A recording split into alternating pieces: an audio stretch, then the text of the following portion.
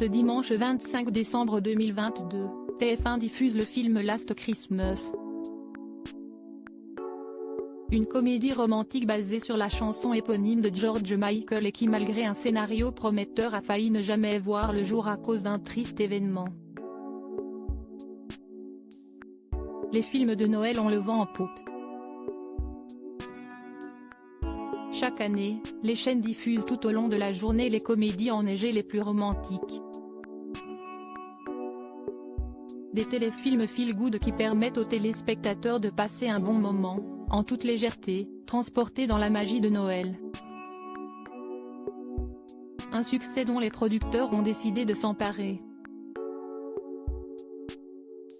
Depuis quelques années maintenant, il n'est plus rare de voir des films de Noël sur grands écrans comme Santa et compagnie, diffusés ce dimanche 25 décembre 2022 sur France 2, mais aussi de nombreux films aujourd'hui cultes comme Miracle sur la 34e rue, Love Actually, The Holiday ou encore Maman j'ai raté l'avion. Et en 2019, c'est Paul Feig, qui a décidé de se lancer dans un nouveau pari. Le 27 novembre 2019, il dévoilait le film Last Christmas avec Emilia Clarke, Emma Thompson ou encore Henry Golding, qui n'est autre qu'une comédie romantique autour du célèbre titre éponyme de George Michael et qui raconte l'histoire de Kate, une jeune femme qui travaille dans un magasin de jouets, qui va rencontrer Tom et dont la vie va être totalement bouleversée. C'était galvanisant, ça nous a tous rebosté et malgré un scénario vendeur, le film a failli ne jamais voir le jour. Comme le rapportent nos confrères d'Allociné, le producteur, David Livingstone a eu l'idée de ce film en 2009. Naturellement, il propose le concept à George Michael qui est séduit par l'idée, mais qui ne demande qu'une seule chose, qu'Emma Thompson soit impliquée dans la réalisation projet. Tous les deux planchent sur un scénario, mais rien n'aboutit.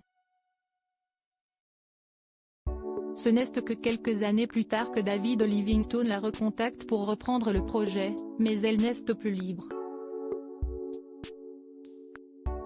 Ils font donc appel au scénariste Brian Kimming pour les aider, mais malheureusement, George Michael décède le 25 décembre 2016 alors que le projet commence à peine à revoir le jour.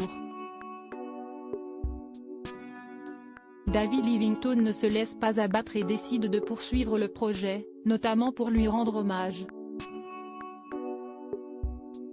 Il rencontre l'ancien manager et ami du chanteur David Austin qui donne son feu vert. On a fixé un rendez-vous avec Emma, et David nous a fait écouter des morceaux inédits de George. C'était galvanisant, ça nous a tous rebosté. On avait un super scénario dans les mains et on allait rendre un bel hommage à cette formidable icône de la pop. Une belle histoire digne d'un film de Noël.